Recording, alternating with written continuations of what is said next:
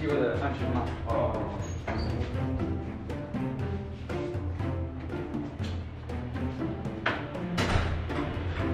拜拜，谢光临。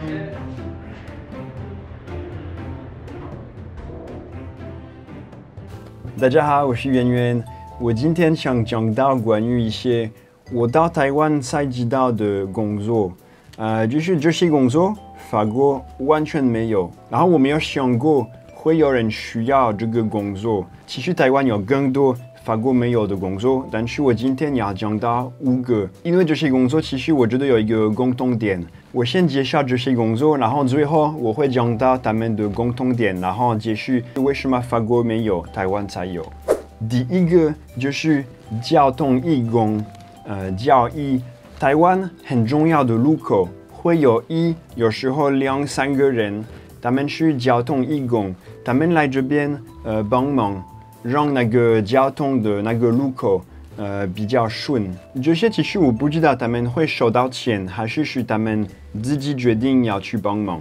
有时候也是警察来帮忙。为什么台湾有？就是大城市上下班时间有时候真的很乱，会塞车，好像就算有红绿灯，但是不够，还是需要有人来帮忙。第二个就是捷运的职工。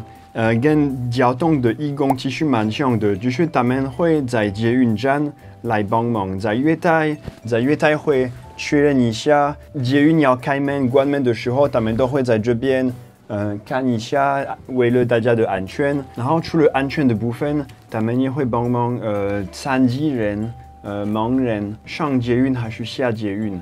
这个也是蛮重要的，这个服务真的会有很大的帮助。法国完全没有，法国在捷运里面会工作的人通常是警卫，还是一种警察，他们会巡逻，为了就是保持大家的安全。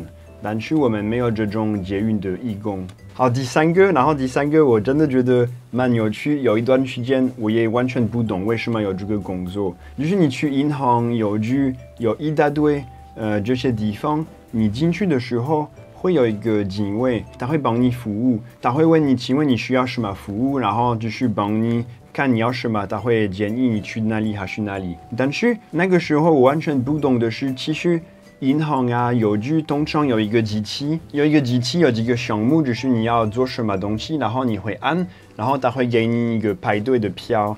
所以如果有这个机器，我那个时候真的不太懂为什么有那个警卫会问你要做什么，然后看你要做什么，他会帮你按那个机器的选项。我可以自己做，我不需要有人帮我处理这个，因为我觉得我在浪费他的时间，我可以自己做。第4个就是通常一般的停车场，通常会有一个员工在外面，他会帮你进来还是出去。你要出去的时候，他会先跟其他就是在路上的车子说，请等一下，让你走。这些法国也没有，法国的停车场你自己处理啊，没有人管你，你自己找办法。然后最后一个，在之前的影片有讲过，就是电梯大楼的警卫，在楼下会有一个柜台，然后他会帮你服务，他会帮你收包裹啊，也是为了安全。他会在，然后帮你有一个比较好的服务。这些法国也没有，法国你住一般的地方，就算去电梯大楼，但去楼下不会有警卫。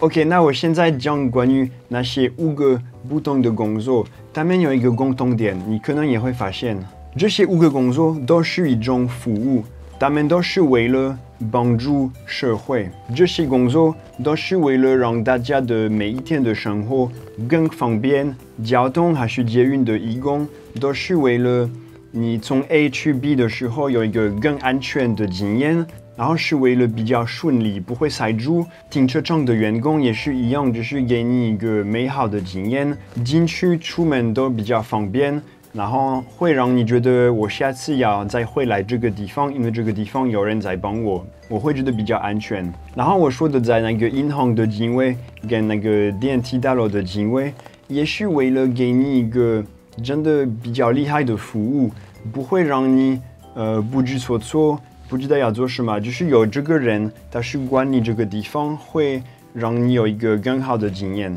我觉得其实台湾这些服务可能也会受到一点点日本的影响，好像日本、台湾可能韩国会常常有这些比较好的服务。像现在越来越少，但是我记得有一些地方电梯也会有个员工帮你按钮，然后也会鞠躬，跟你说谢谢之类的。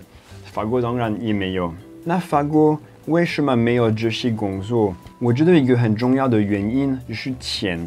这些工作都需要花钱付这些员工的薪水，然后法国的公司可能不愿意花这个钱，觉得不需要。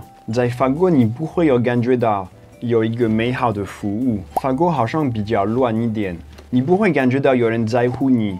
法国人有时候会觉得每一天的生活都是在挣扎，不会有人帮你服务，然后你自己都要找办法。虽然很挤，虽然会塞车，虽然捷运火车有问题，但是不会有员工在帮忙处理。台湾这些服务，你会感觉到有人在乎你的安全，在乎你的经验，有人关心你。其实我要跟大家说，我开始拍这个影片的时候，我要用不一样的角度。原来的主题应该是台湾我不了解的几个工作，因为我那个时候觉得这些工作不需要，就是额外的，其实没有也 OK。但是我在准备这个影片，我想了很久，然后我想了解为什么有这个工作，然后我跟朋友聊天，然后我慢慢开始了解，原来这些工作都是为了让你有一个比较快乐的生活，我觉得。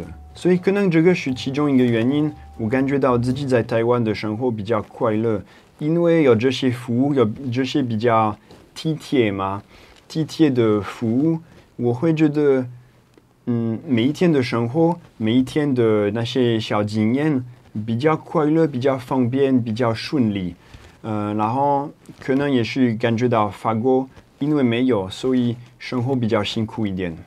你自己觉得这些工作需要吗？你会觉得这些工作带来什么呢？你会同意台湾有这些工作是很好吗？还是你其实觉得没有那么需要吗？你可以留言告诉我。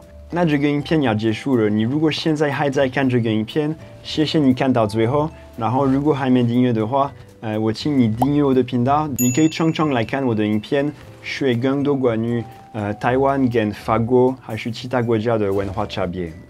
好，谢谢大家收看，然后跟你说下次见，拜拜。